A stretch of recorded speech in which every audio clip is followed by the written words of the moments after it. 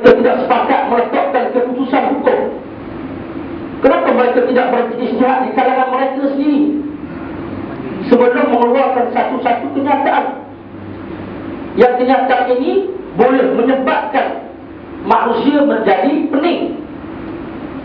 Persoalannya, siapa yang pening kepala bila fatwa ini keluar? Rakyat yang mempunyai ilmu yang sedikit akan pening kepala. Ini menyebabkan, bila pening kepala, menyebabkan berlakunya pergaduhan, percampuran pendapat, permusuhan. Sepatutnya perkara ini tidak berlaku. Berkaitan dengan kuasa hidup, halal dan orang yang membuat demonstrasi. Tuan-tuan, saya bagi satu rujukan. Tuan-tuan nak catat, tuan-tuan boleh catat. Balik beli kitab, tak ada pergi beli, tak boleh beli, pergi pinjam kat library ke mana-mana, pinjam, tengok. Tuan-tuan tu merujuk, betul tak kenyataan mufti berdasarkan kepada kitab? Tuan-tuan nak ikut siapa? Tuan-tuan nak ikut saya ke tuan-tuan nak ikut kitab?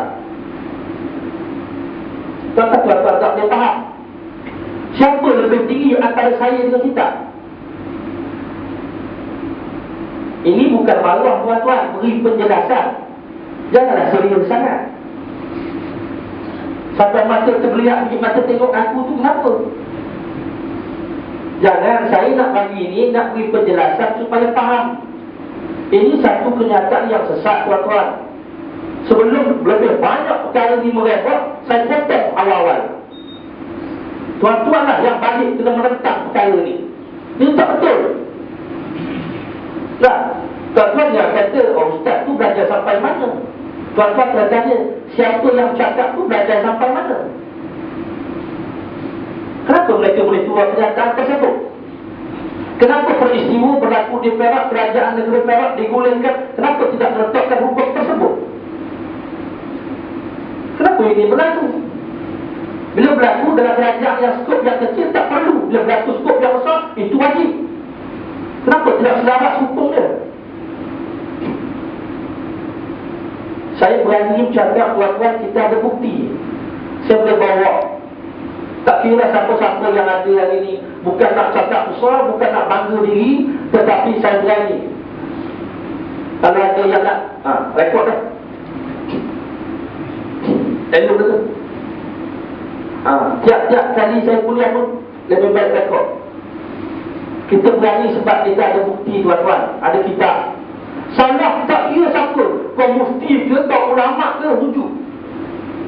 Yang kita ikut mengkhirzir buta gitu, kita ikut.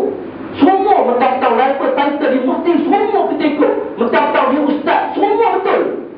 Tak ada ustaz yang salah. Sedangkan mereka manusia biasa. Dia bukan para nabi. Saranan supaya letaklah jawatan.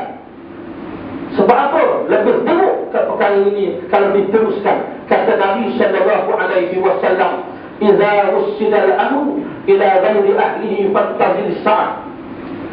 Barang siapa yang memilih, memberi, mengamanahkan kepada orang yang tidak berhak menerimanya, yang tidak berhak memegang jawatan tersebut, fattazil sa'ah, tunggu saat kehancurannya.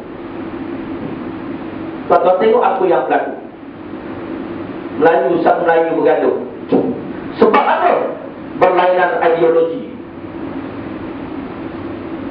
Saya tidak bergaduh dengan siapa-siapa yang berlainan ideologi.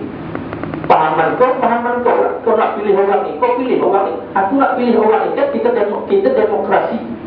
Kenapa perlu bergaduh? Kita bergaduh dari sudut forok, cabang. Kenapa perlu bergaduh dari sudut forok dan cabang ni? Kenapa kita tak bergaduh dari sudut dasar, tunjang dia, akar dia? Kenapa tak perlu bergaduh tentang tu? Yang forok kita sibuk bergaduh, tak bertegur satu. Kerana apa? Berlainan ideologi, pahaman politik berlainan. Tak tegur dia, bergaduh.